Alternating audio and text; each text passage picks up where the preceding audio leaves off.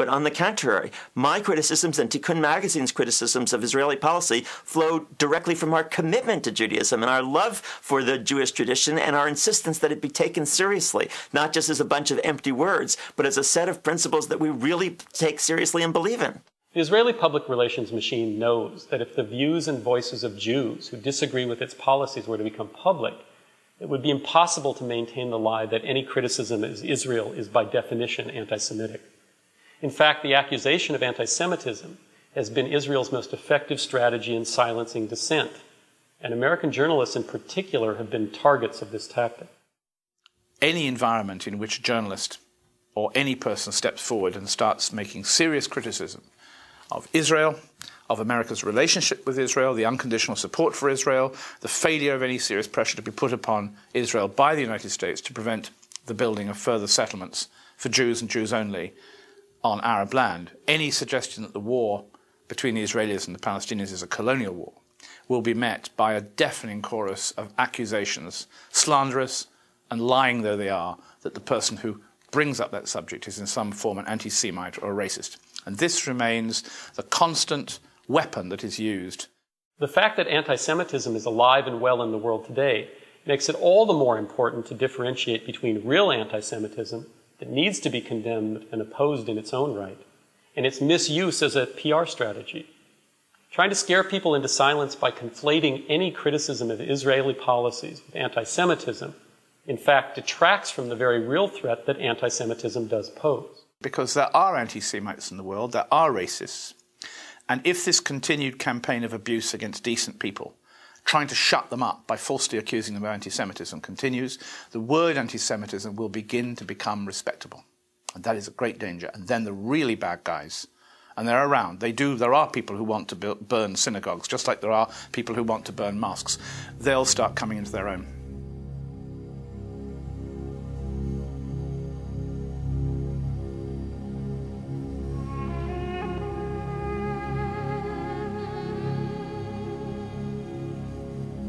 Through its unconditional support for Israel, the American government has become one of the biggest obstacles to achieving peace. Consequently, the struggle for peace and justice in the Middle East will have to be waged here in the United States. Because the United States has primary responsibility for this.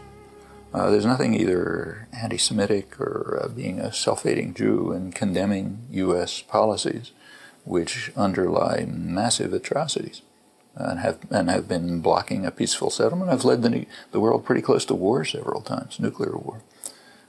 These are things that we ought to be concerned about. I mean, what Israel does, it's for them to worry about. What we do is for us to worry about. Americans need to wake up and find out what's happening in their name throughout the world. They have a responsibility. If they pretend to live in a democratic society, which is being eroded in terms of how democratic it is, to find out what your government is supporting, what it's doing overseas in your name with your tax dollars. I mean, people here do not want to send helicopters to attack civilians.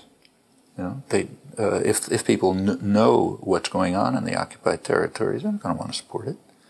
I mean, any more than they support other atrocities that we're responsible for. So you keep it quiet.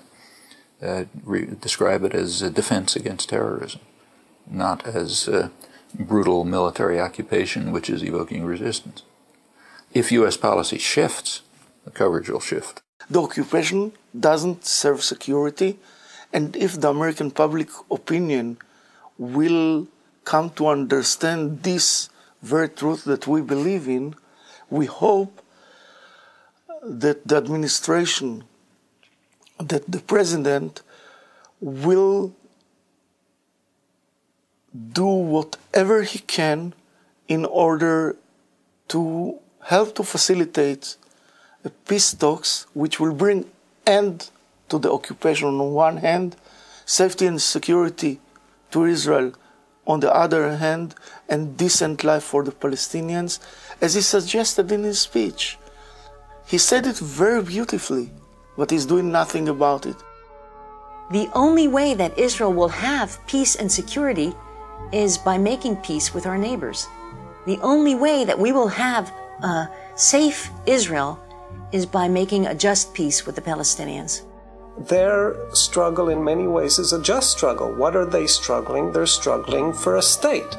We in Israel have a state. The American people have a state. Why shouldn't the Palestinian people have a state?